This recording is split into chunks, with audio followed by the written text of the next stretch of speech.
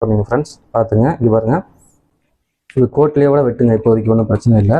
பாருங்கள், இப்படியே வெட்டிட்டு வாங்க, கத்திரி எடுக்காமல் அப்படி வெட்டிடுங்க, புரிஞ்சுங்களா?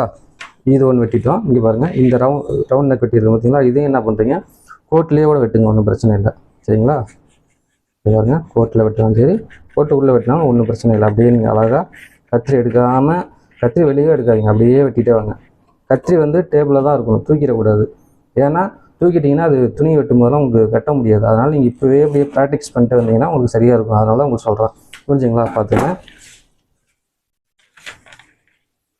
பார்த்தீங்களா?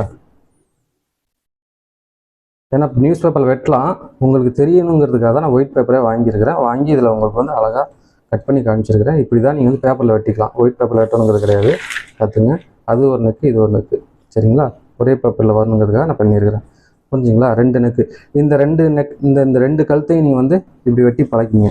நியூஸ் பேப்பரில் வாங்கி நான் சொன்ன மாதிரி 3 இன்ச்சு வைக்கிறீங்க. இது வந்து 6.5, இதை நான் கம்மியாக வச்சுருக்கேன், நீங்கள் 6.5 வச்சுட்டே வாங்க, ஒன்றும் பிரச்சனை இல்லை. இந்த 6.5 வச்சு இதை வந்து வெட்டி வெட்டி வெட்டி வெட்டி பழகிட்டே வாங்க. வெட்டி வெட்டி பழக தான் வந்து நிறையா வந்து உங்களுக்கு